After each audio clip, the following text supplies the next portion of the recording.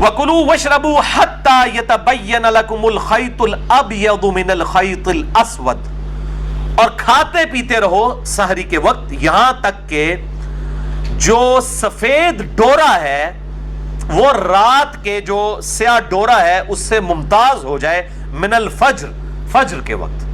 یعنی فجر کے وقت جب آپ مشرق کی طرف منہ کریں تو سیاہی ہوتی ہے، جب فجر کا وقت داخل ہونے والا ہوتا ہے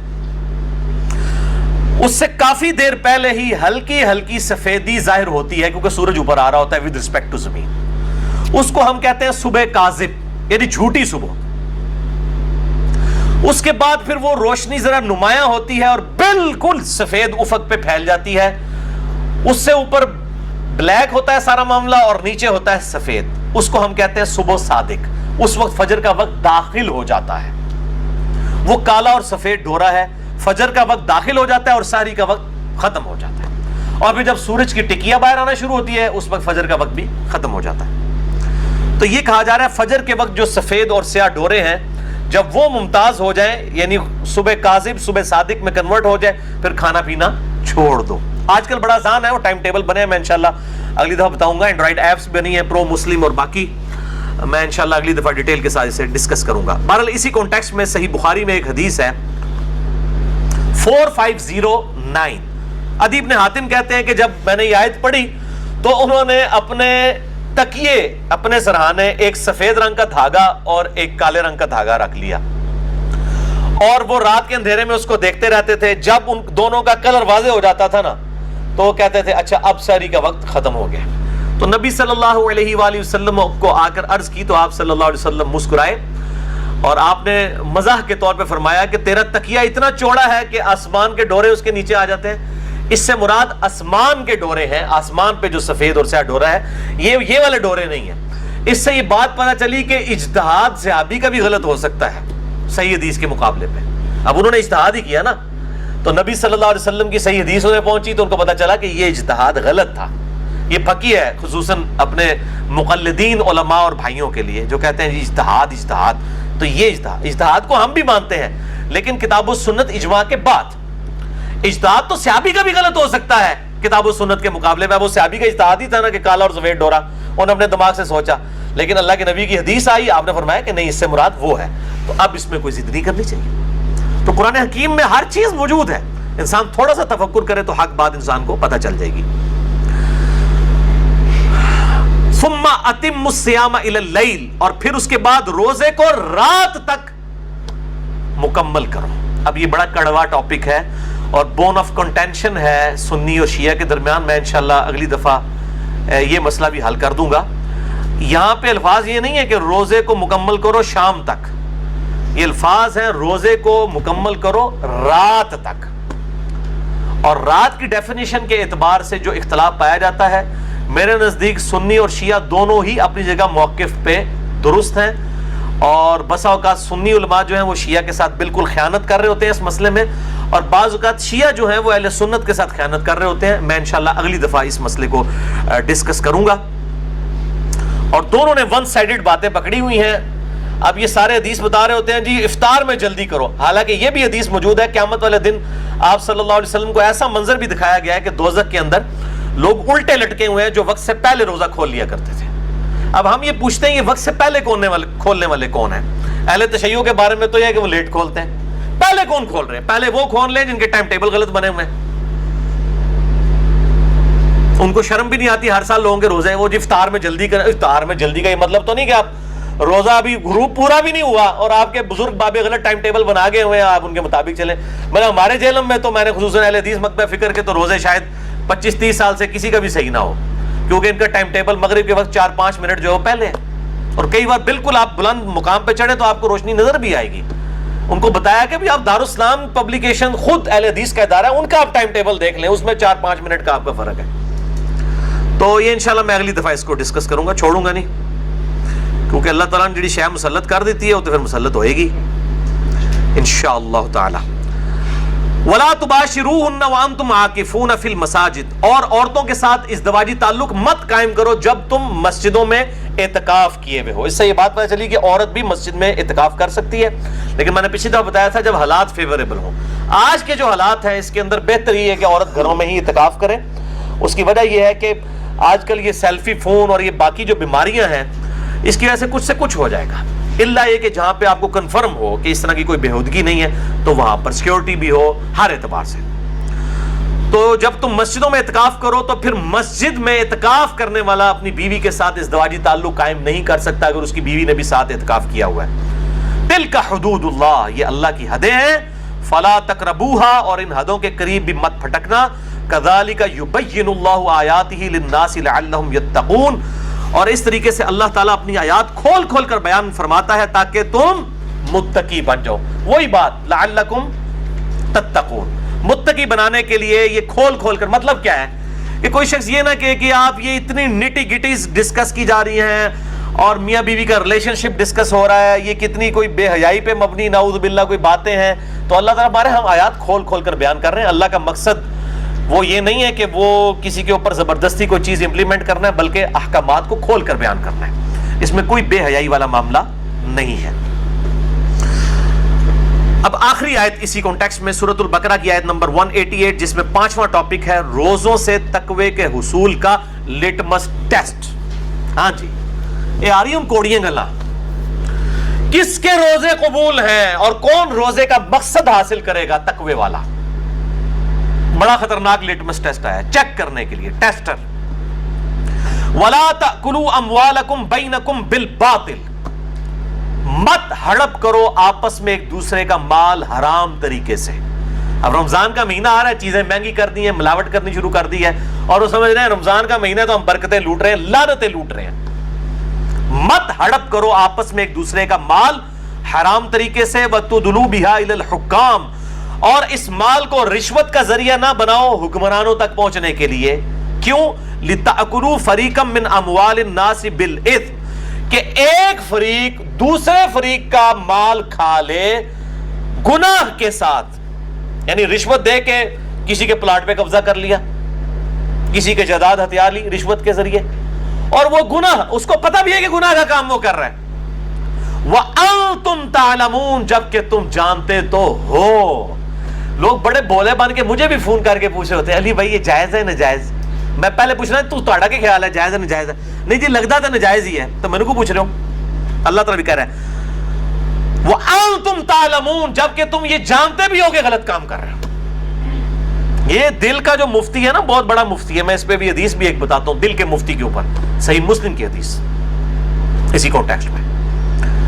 تو یہ رمضان میں جو چور بازاری کی ہوتی ہے اور چیزوں کو مہنگا کرتے ہیں, یہ ان کے لیے ہے کہ رمضان سے وہی برکت حاصل کرے گا جو حرام خوری نہ کرنے والا ہو. تو رزق حلال از دا لٹمس ٹیسٹ آف ایمان. ایمان کا لٹمس ٹیسٹ ایک یہ بھی ہے کہ رزق حلال ہے یا حرام ہے. اگر رزق حرام ہے تو کوئی تقوی نہیں ہے, کوئی روزے نہیں ہیں. یہ کہتے ہیں پتہ نہیں قبول ہوئے, نہیں پتہ لگ گیا جناب, تو اڑے تو کنفرم نہیں ہوئے جڑے اس طرح کے کام کرتے ہیں.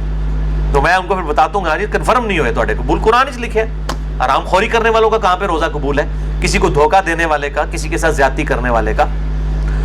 اور ایک طرف سے مال ہڑپ کر کے لوگوں کی افطاریاں کروا رہے ہوتے ہیں, ٹھیک ہے جی, وہ سمجھتے ہیں ہم بڑا کوئی نیکی کا کام کر رہے ہیں. حرام کا مال کھا کر, حرام مال کیوں اللہ تعالیٰ کنڈیم فرما رہا ہے؟ کیونکہ یہ حقوق العباد کا مسئلہ ہے. جب آپ حرام کما رہے ہیں تو کسی دوسرے کا حق جو ہے وہ غصب کر رہے ہیں. اصل میں آپ پیسے تو لے رہے ہیں اس سے پورے, لیکن مال میں خیانت کر کے اس کو دے رہے ہیں.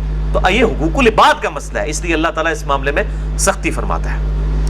اب یہ اتنا کڑوا ٹاپک ہے, اس پہ گھنٹوں بولا جا سکتا ہے, لیکن اس کو سکپ بھی نہیں کیا جا سکتا. میں 3 حدیثیں رزق حلال کے کانٹیکسٹ میں یہاں پہ بیان کر دوں تاکہ پتہ چلے روزے کس کے قبول ہیں. باقی جسے ڈیٹیل چاہیے ہو تو مسئلہ نمبر 51 ہے میرا, رزق حرام کی مذمت اور دنیا پرستی کا انجام اور اس کا علاج, اہل سنت پاک .com ہماری ویب سائٹ پہ. اب قرآن پاک اب بند کر دیں, یہ ٹاپک مکمل ہو گیا. یہ 3 حدیثیں, اس کے بعد 17 حدیث بیان کر کے لیکچر کنکلوڈ انشاءاللہ. رزق حلال کے کانٹیکسٹ میں پہلی حدیث صحیح بخاری سے, اور مشکات میں اس کا نمبر ہے 2761. آپ صلی اللہ علیہ وآلہ وسلم نے فرمایا لوگوں پر ایک ایسا زمانہ بھی آئے گا کہ انسان اس چیز کی پرواہ نہیں کرے گا کہ اس کا مال حلال طریقے سے آ رہا ہے یا حرام طریقے سے. وَلِعَوْذُ بِاللَّهِ تعالیٰ, یہ اسی دور کے لیے بات ہو رہی ہے. لوگ پرواہ نہیں کریں گے اس بات کی, اور نہیں جی نہیں حلال سے تو گزارا ہی نہیں ہوتا, وہ سارے ہی کر دینے جی, انسان پرواہ ہی نہیں کرے گا. تو وہ جو دل کا مفتی ہے وہ بتا دیتا ہے کہ یہ حلال طریقے سے آ رہا ہے حرام. وہ سن لیں اب حدیث, صحیح مسلم کی مشکات میں ہے 5073. آپ صلی اللہ علیہ وآلہ وسلم نے فرمایا, گناہ وہ جو تیرے دل میں کھٹکے اور تو اس بات سے ڈرے کہ لوگ اس پر مطلع نہ ہو جائیں. یعنی جس گناہ کے بارے میں آپ کو یہ کھٹکا ہونا کہ اگر لوگوں کو پتا چل گیا کہ یہ میں نے کیا کیا ہے تو سمجھ لیں وہ گناہ ہے. یہ لوگ جو پوچھ کے فون کر کے پوچھ رہے ہوتے ہیں نا, میں ان کو کہتا ہوں آپ اعلانیہ پبلک کو بتائیں کہ ہم یہ کام کر رہے ہیں تو انشاءاللہ. وہ جی دودھ میں پانی نہ ملائیں جی, خالص دودھ کتنے 100 روپے کلو ہی دے سکتے ہیں نا جی, 60 روپے کیڑا ہے, لوگوں کو پتا ہے نا کہ 60 روپے کیڑا خالص ہے, پانی والا ہوگا, تو آپ لکھ کے لگا دیں کہ یہ 60 روپے کلو دودھ ہے اور پانی کی ملاوٹ کے ساتھ. اگر آپ سمجھتے ہیں گناہ کا کام نہیں ہے لکھ کے لگا دیں. ہاں پھر کوئی لے تو پھر آپ پہ کوئی گناہ نہیں. دودھ میں پانی ملانا کوئی ملاوٹ نہیں ہے, اس کا چھپانا ملاوٹ ہے اصل میں. آپ لکھیں گے پانی والا دودھ 60 روپے, خالص دودھ 100 روپے, لیں گے لوگوں کو پتہ چل جائے گا. لیکن 60 روپے خالص دودھ لکھ رہے ہیں تو ملاوٹ کر رہے ہیں, حرام خوری ہے. گناہ وہ جو تیرے دل میں کھٹکے اور تو اس بات سے ڈرے کہ لوگ اس پر مطلع ہوں. اسی کانٹیکسٹ میں ایک اور حدیث ہے, جامع ترمذی, سنن نسائی اور مسند احمد میں مشکات میں 2773 ہے. مولا حسن ابن علی رضی اللہ تعالی عنہما وعلیہم السلام, سیدنا علی کے بڑے بیٹے حسن ابن علی کہتے ہیں کہ میں نے خود اپنے نانا سے رسول اللہ صلی اللہ علیہ وسلم سے ایک بات سنی اور میں نے حفظ کر لی کہ آپ صلی اللہ علیہ وسلم نے فرمایا, جو چیز تجھے شک میں ڈال دے اسے چھوڑ دے, شک سے پاک شے کو اختیار کر, کیونکہ سچائی میں اطمینان ہے اور جھوٹ میں شک ہے. جو چیز شک میں ڈال دے اسے چھوڑ دے. لیکن ہم چھوڑ دیتے ہیں, لیکن دنیاوی والی چیز ہے. دین والی چیز میں ہمیں کو کنفرم بھی بتا دینا کہ غلط ہو رہا ہے, کہتے ہیں نہیں نہیں نہیں ایڈی بھی سختی نہیں ہے دین, اور یہاں کہہ رہا ہے شک میں بھی ڈال دے چھوڑ دو. دوسری حدیث رزق کے حلال کے کانٹیکسٹ میں صحیح مسلم سے ہے اور مشکات میں 2860. نبی صلی اللہ علیہ وسلم ایک اناج کے ڈھیر کے پاس سے گزرے, کوئی صحابی اناج بھیج رہا تھا, یہ کوئی بریلوی دیوبندی اہل حدیث شیعہ نہیں تھا, کوئی صحابی تھا. آپ صلی اللہ علیہ وسلم نے اپنا مبارک ہاتھ اس کے اناج کے اس غلے کے ڈھیر میں داخل کیا تو آپ کو نمی محسوس ہوئی اپنے ہاتھ پہ. آپ نے فرمایا یہ کیا ہے؟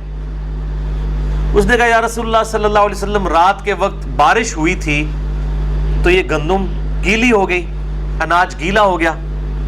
تو آپ صلی اللہ علیہ وسلم جلال میں آئے, آپ نے فرمایا تم نے اس گیلے اناج کو اوپر کیوں نہیں کیا تاکہ خریدنے والوں کو یہ پتا چل جائے کہ تم یہ گیلا اناج بیچ رہے ہو.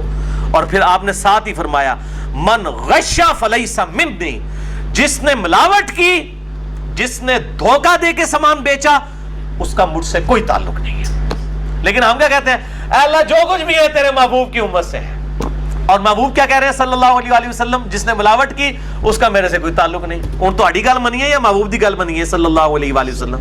تسی تو کہہ رہے ہو یا اللہ اسی نہ نماز پڑھنی ہے, نہ اسی حرام خوری چھڈنی ہے, یا اللہ جو کچھ بھی ہے مردود ہے, بے ایمان ہے, ٹھگ ہے, اللہ جو کچھ بھی ہے تیرے محبوب کی امت سے, ہمیں اسی طریقے سے قبول فرما لے. اور نبی صلی اللہ علیہ وسلم کیا فرما رہے ہیں, جس نے ملاوٹ کی وہ میرے سے ہے ہی نہیں ہے. اب آپ لاکھ کہتے ہیں جو کچھ بھی ہے تیرے محبوب کی امت سے, محبوب تو پہلے ہی فارغ کر کے تو ملاوٹ کرنے والا نو ون وے ٹریفک چلائی رکھو, کسی کام کی نہیں. جس نے ملاوٹ کی وہ ہم میں سے نہیں ہے. تیسری حدیث بھی صحیح مسلم سے ہے, مشکات میں 2760. یہ بہت ڈاڈی حدیث ہے, بڑی سخت حدیث ہے. آپ صلی اللہ علیہ وآلہ وسلم نے فرمایا بے شک اللہ پاک ہے اور صرف پاک مال کو قبول فرماتا ہے. کسی بندے نے حرام کی کمائی سے کوئی ہاسپٹل کھول لیا, اللہ کے حضور 0 سے ملٹیپلائی.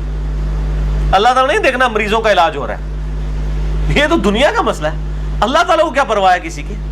اللہ تعالیٰ کا تو موقف یہ ہے حلال مال قبول کروں گا. ایک بندے کی گانے کی کمائی ہے اور وہ اس سے ہاسپٹل بنا دیتا ہے اور سمجھتا ہے میں بڑا نیکی کا کام کر رہا ہوں. یا اسی طریقے سے ایک بندہ ہے وہ جناب جو ہے وہ لوگوں کی جائیدادوں پر ناحق قبضہ کرتا ہے اور پھر کہتا ہے جی میں 1 لاکھ کا دسترخوان چلا رہا ہوں روزانہ. میں نام نہیں لے رہا تاکہ اصلاح کا دروازہ بند نہ ہو, آپ سب کو پتا ہے. لوگ کہتے ہیں جی بڑا نیکی کا کام ہے جی, 1 لاکھ بندے نے روٹی کھواندا ہے, لکھاں لگوان دے زمینہ ہتھیا کے اللہ کے حضور زیرو سے ملٹیپلائی. یہ آپ اپنی داڑھیوں سے, پگڑیوں سے, ان ساری چیزوں سے عوام کو دھوکہ دے سکتے ہیں, اللہ تعالیٰ کو تو دھوکہ نہیں دیا جا سکتا. صحیح مسلم میں ہی حدیث ہے نا, اللہ تعالیٰ تمہاری شکلوں اور مال کو نہیں دیکھتا, دلوں اور اعمال کو دیکھتا. وہ دیکھے گا شکل تو اس نے خود بنائی ہے, اس نے شکل کیوں دیکھنی ہے کہ کدی نورانی ہے تو کدی کالی ہے, انہیں آپ بنائی ہوئی ہے. جس شخص کی شکل اگر خوبصورت نہیں ہے تو اس نے خود کیا بنائی ہے, وہ تو اللہ نے بنائی ہے, تو اللہ نے شکلیں کیوں دیکھنی ہے. مال بھی نہیں دیکھنا, وہ بھی اسی کا دیا ہوا ہے. دلوں اور اعمال کو دیکھنا ہے کہ اس نے حرام سے کمایا ہے یا حلال سے, اور اس کی نیت کیا ہے, اللہ کی راہ میں خرچ کر کے جو ہے وہ لوگوں سے داد وصول کرنا ہے یا اللہ کے حضور اپنا اخلاص اور اجر پکا کرنا ہے. یہ اللہ نے یہ دیکھنا ہے. اور پھر اسی حدیث میں 7 الفاظ ہیں, آپ صلی اللہ علیہ وآلہ وسلم نے قرآن کی 2 مختلف آیات تلاوت کی. ایک یہ تھی یا ایھا الرسل کلوا من الطیبات واعملوا صالحا, اے اللہ کے پیغمبروں کھاؤ اللہ کے پاکیزہ مال میں سے اور اعمال کرو نیک. اور دوسری آیت پڑھی یا ایھا الذین آمنوا کلوا من طیبات ما رزقناکم, اے ایمان والو کھاؤ اللہ تعالیٰ کے دیے ہوئے پاکیزہ مال میں سے. پھر آپ صلی اللہ علیہ وسلم نے اسی صحیح مسلم کی حدیث کے الفاظ ہیں, آپ نے فرمایا کہ ایک شخص دور دراز کا سفر کر کے آتا ہے, پرانگدہ بال ہے, جسم مٹی سے آلود ہے, ایسی حالت ہے کہ عام آدمی کو بھی اس کی حالت دیکھ کر ترس آ جائے, اور پھر وہ ہاتھ لمبا کر کے دعا کرتا ہے یا رب یا رب, لیکن وہ اس حال میں اللہ کو پکار رہا ہے کہ اس کا کھانا حلال کے مال سے نہیں ہے, حرام کے مال سے ہے, اس کا پینا حرام کے مال سے ہے, اس کا لباس حرام کے مال سے ہے, اس کا جسم حرام کے مال سے پرورش چڑھا ہے. اللہ تعالیٰ ایسے کی دعا کیوں کر قبول کرے گا کہ جس کا کھانا پینا اور لباس اور اس کی پرورش حرام کے مال سے ہوئی ہے. آپ صلی اللہ علیہ وسلم کے الفاظ ہیں اللہ تعالیٰ اس کی دعا کیوں کر قبول کرے گا, اس کا پکارنا کیوں کر قبول کرے گا. بولے اعوذ باللہ تعالی. تو میں پھر وہی جملہ ریپیٹ کروں گا, رزق حلال از دا لٹمس ٹیسٹ آف ایمان, اور یہی لٹمس ٹیسٹ ہے کہ کسی کے روزے قبول ہوئے یا نہیں قبول ہوئے.